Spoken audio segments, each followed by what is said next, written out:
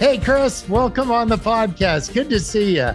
Hey, great to be your guest. First time on for me with you. Which I know. And you're a legend, so this makes me feel good. I finally made it. This is fun. We saw each other real quick out at the Oaks. You were doing something for a men's conference out there or something. I forget what that was, but I think there was football players involved. There was a lot of people, a lot of dudes out there. Yeah. They drugged me in to, play some songs. And I was, Hey, there's a lot of people that know of your music, and you've just encouraged and touched so many people. I'm one of them. But behind the scenes, there's this version of ourselves that everybody knows. They think Bob Goff, he's the happy old guy. He's just like, he's not going to be in the middle of a bunch of controversies or in somebody's grill about something. And I just have so much confidence. Faith guides my steps as it does yours. But I want people to feel welcome. I just want people from wherever they're coming from to feel welcome to a safe place. Who I am behind the scenes, while I come across as the super happy, like whatever guy, I'm actually kind of this extroverted introvert. Like I'm actually kind of a quiet guy. We just got done spending 2 months at the end of this inlet where we live in Canada, and there's a total of nobody there. And I was just great with that. I had just so much fun picking raspberries and mowing the lawn. Tell us about you. Tell us how you're perceived from the outside, and then there'll be a lot of similarities, but what are some of the things that most people wouldn't guess right away? Well, yeah, I think when I think about it from the outside, that's an easy one because, it's what I sense. It's what I hear people say. And it's usually because you're on a stage that, especially when it comes to faith, it's just it's a wild thing, because I think people assume that I have this red phone to God that they don't have. And that's not true. I'm very much a person with flaws, and I just like anybody else. But definitely have a heart that wants people to connect with God. For whatever reason, God's given me a place to be in front of people and help lead them. But, just like a lot of people feel like just as unworthy to be in that place as anybody else. But I think it's a different kind of pressure sometimes you feel, because I always thought, man, I always tell my wife, I wish I was just a country singer or just a pop singer. No one cares like how you live your life. Everybody, the worse things you do, the cooler you are, if you're in that music. But like with this responsibility of being in a place of, with a spotlight on you or whatever that is, especially coming from faith, this seems like you just get more, this standard of perfection you have to live to. And God's never asked you to do that. And he's never asked me to do that, but people do. And so I feel that a lot, but that's what I feel from the external. It's like, wow, man, that guy, he must have it all together with the Lord. I mean, they must be like, it must be like, him and Elijah, they just walk together in the garden. It must be like Adam. They must just talk all the time. And the truth is I struggle and have struggles just like anybody else. And even connecting to God in valleys, and like, I don't hear from God all the time and those kind of things, but I'm pursuing, I'm still walking in that direction, always walking that way. And then when you're on the stage, you're like, man, that, you're this thing that comes alive. I mean, I in me that God put in me to connect with people. But I think like you, I'm a very much, if I have just on my own, I honestly just love, I love just being with my family, being with my kids. I'm not a big, let's just go, I have so many friends. They're just going all the time and hanging out and doing all the things. And if you put me on a river somewhere and, with a fly fishing pole and by myself with a guide, because I need help. I can't do it on myself. That's where I'd be most happy. That's where I'd be most loving. I love being in the mountains. That's my favorite place to be, on a river somewhere. If you that for me, that'd be quintessential, man. What a day. And then spend with my daughters. I got 3 girls, Oh, 10, 7, and 18 months. Can you believe that, buddy? At this age in my life, I had a little COVID surprise. Her name is Elle, and she's precious. And 3 girls, and so I love being a girl dad, which is crazy because I never thought. I mean, never dreamed. I have only brothers growing up, and so yeah. I have it all girls, and love being a girl dad. I didn't know, how am I going to do this? I don't know anything about girls. I don't even know anything about my wife. Still don't. But it's like, wow, how do I do this with girls? And I can't imagine now it being any other way. And just loving every second with them, and they're precious. And so that's what's most important to me. Yeah, it's so good for people, even the people that are listening, whether you're like pulled over on the side of the road or you're out jogging and listening to this conversation. Just the theme is this, like, just be you, figure out who you are. I love the prayer of an honest dad is Mark 9. And he said, I believe, just help my disbelief. Like, help me with all the part that I just don't get. He doesn't care what your faith looks like. Let's just talk about what it is. Yes. And then you don't become a caricature of who you are. So I don't become Happy Bob, the guy. I remember having to speak at a thing, or having the opportunity to, in Los Angeles. And the day before, my entire house burned to the ground. And I was supposed to be Happy Bob. And I felt like so conflicted. I'd be like, gosh, it's just every memory that we had just like got incinerated. And 2 mice that we couldn't get rid of. It was just the most expensive funeral for them ever. Um, but that internal conflict, we say, like, Sue, who are we supposed to be? And I just want to encourage people to just be authentic, to say, hey, there's a whole bunch of things to be freaked out about, but there's even more to be hopeful for. That is truth. It's something you're touching on too. I'm sure with the wisdom that you've touched on this many times, but it's something I like to remind people too, because it's something I have to remind myself, and that is comparison destroys you, and so comparison destroys the soul. It absolutely does. And what I mean by that is just looking at other people, looking at their lives or their families or their jobs or wherever they're coming from, and go, God, that's what, if I had that, then it would be different. And man, as a musician, as someone who's, you're always in comparison, because you see that you have the charts in front of you every week, and it's like all these people are doing better than you.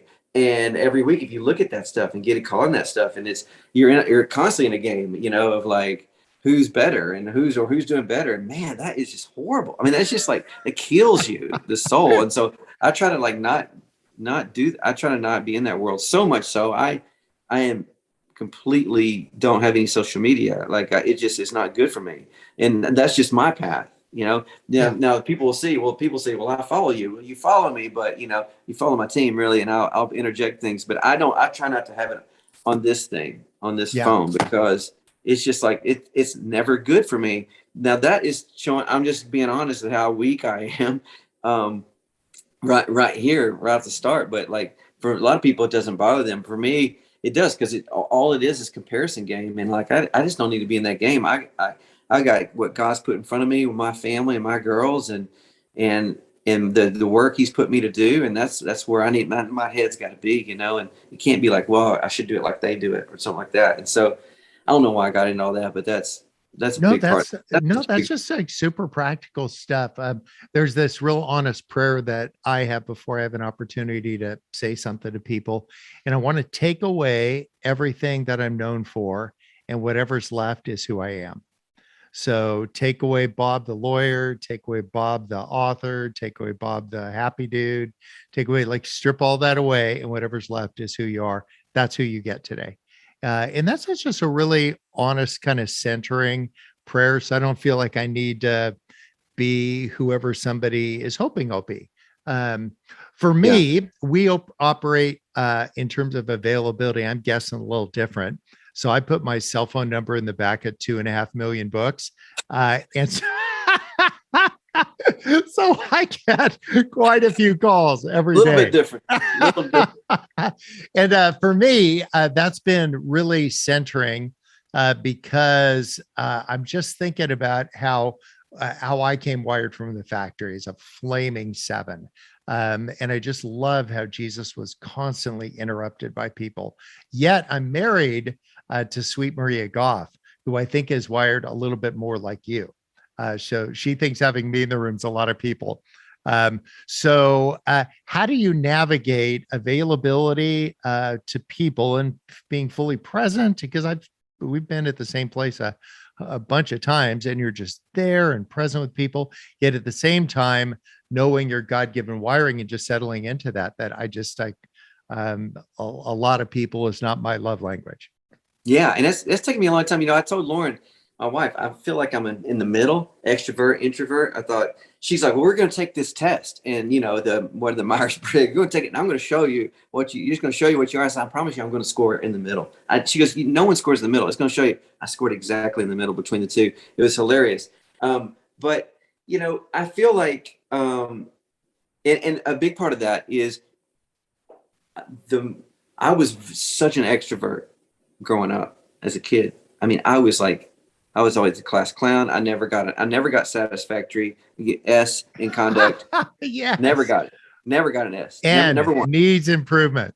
I got an N. Every single report card, I got an N. They wouldn't give me a U, which is unsatisfied, because you couldn't play sports, and I was a decent athlete. So there was in my town, there wasn't a lot of good athletes, so they needed you on the team, so they wouldn't give me a U, but they gave me an N. I got an N every time, and so and I'd get in trouble. I'd get in trouble. I'd get grounded every single time. I got a report card, and I was just like, I just loved to goof off, and was just fun. I just love having fun.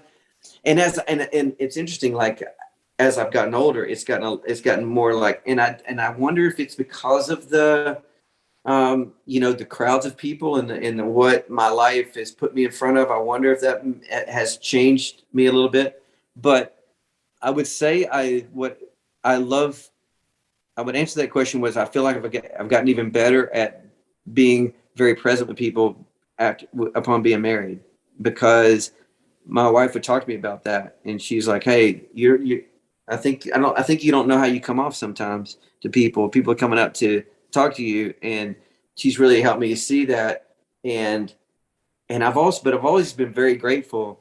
It's funny you say that, because asking that, because Ashlyn, my oldest, I took her to school this morning, and she asked me on the way, she said, Dad, what's it like when people are, when we're somewhere, people come in and want a picture or want you to sign things. She goes, I just think that'd be so cool all the time. And I was like, I really appreciate it. I don't think of it that I just think of people being thankful for the music. I was trying to tell my daughter, I think it's people's way of saying that my music has meant something to them, and it's not about really me. It's the songs have touched them.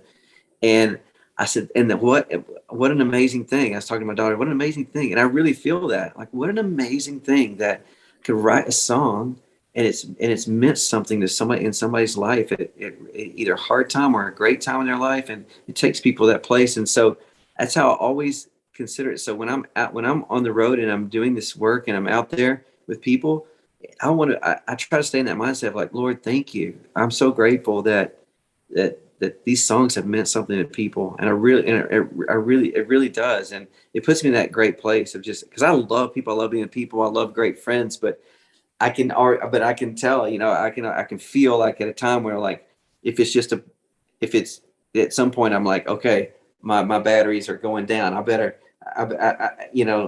go find something else, because I'm about to go under. But that's interesting how that's shifted through my life. But I feel in the best place ever, because grateful. You can relate with this, but just going down the road this long. This is I'm just releasing this record, and this is I think it's my 17th album to make, and doing it this long, you're just more grateful every time. It's like, Lord, thank you so much that I can still have this fire in me to do this fire that does not go out, and write songs, and that hopefully these songs matter, and hopefully matter to people. And so when you get to be with people and they're like, wow, this song is meant to this or this and that, it's just so I'm just so grateful for those moments. You have the ability, whether it's a smell, a sound, a song, maybe a story that's in a book, but it's a tap on the shoulder. It's a reminder of something. Like you smell the apple pie and it brings you right back to when you were 7 years old and your mom used to cool those, or you hear a song and it brings you back to when your faith was simpler. Tell us about your new album. It's Always, and it's coming out September. Tell us about it. Why'd you write it? What's the inspiration when people are listening to the song? What are you trying to say to them when you tap them on the shoulder to say, remember this about how good God is? Tell us about that. I love the way you set that up, because that's exactly right. That it's in the title, Always. So there's a song Always, but I titled the record Always in the sense of what a beautiful one word. When you're talking about the Lord, when you're talking about God, always, what an incredible word to describe. There's not a lot of things in life that are always. Most things end. Most things let you down. There's not a lot of, it feels like there's not a lot of things you can really count on that are going to be there forever. And I love that word always, which means it's everlasting, it's eternal, it's faithful. I think about the faithfulness of God in my life when I've been faithless. That's one of my favorite passages. God is faithful even when we're faithless, for he cannot deny himself. And that's who he is. And God is faithful. And if we ever need to be reminded in a world today that our faith is not 30 minutes old, that we stand in a generation after generation after generation. And in a world where it feels shifting, truth feels shifting all the time. Where is the foundation? Is there something that I can put my feet on that is solid and that is not like, well, that's good for this year, for 2022, but I don't know in 2023 if that's going to be a good truth or not. I feel there is something, and that's the faithfulness of God. That's the foundation of my faith, and that's been for generation after generation, and long after I'm gone, generations to come. And that always, that everlasting kind of faith. And this record is full circle. This is what I've always tried to do.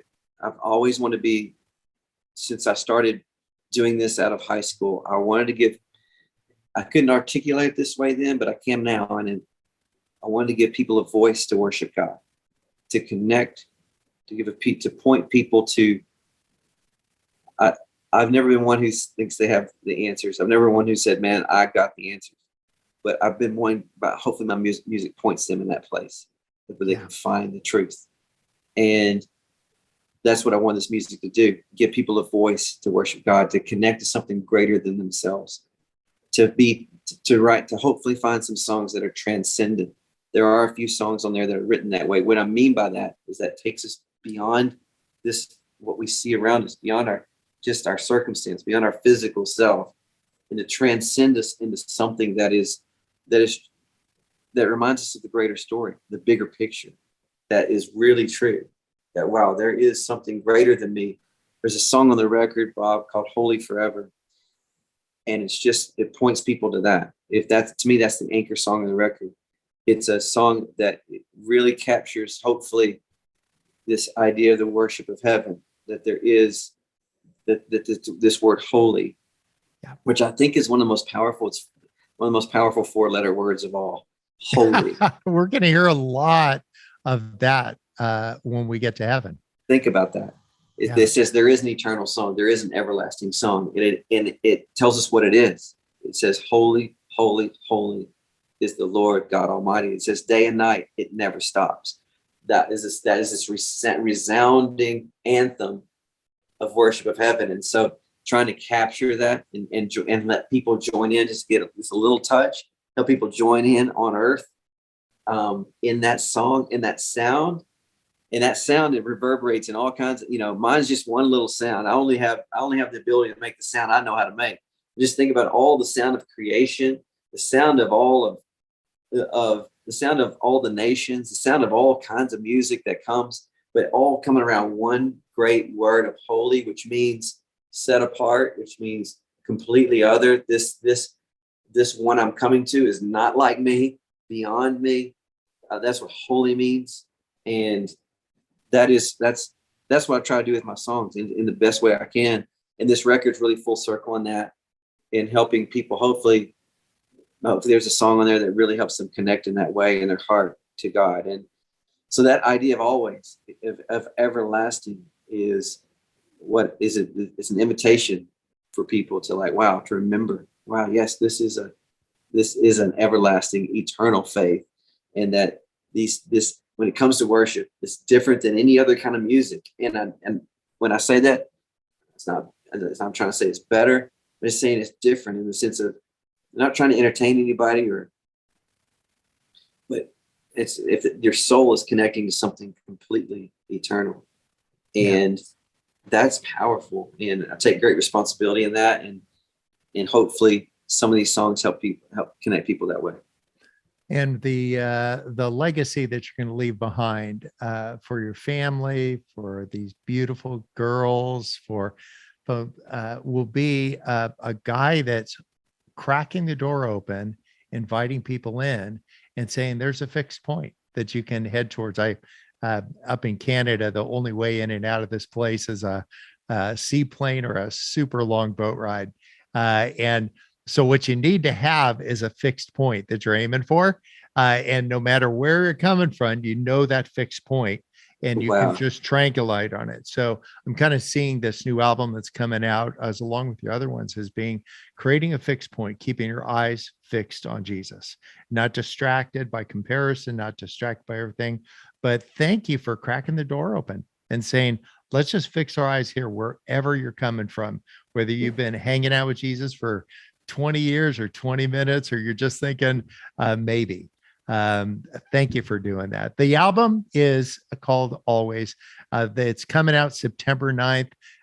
Chris, thank you for making a little bit of time. You're a good guy, good friend, and just thankful for a moment of vulnerability with a couple friends. Just saying, man, what do they say? One blind man showing the other blind man where the bread is.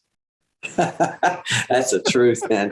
I really appreciate that. I love talking to you today. I love everything you do and about with people as well, and the way you help people so much and find God's love and His grace. And so great to talk to you as well. Yeah, love to the family. We'll go find that river and set you out there with a pole and a guide. And a guide. All right, man. I'll talk to you later, Chris. See you, buddy.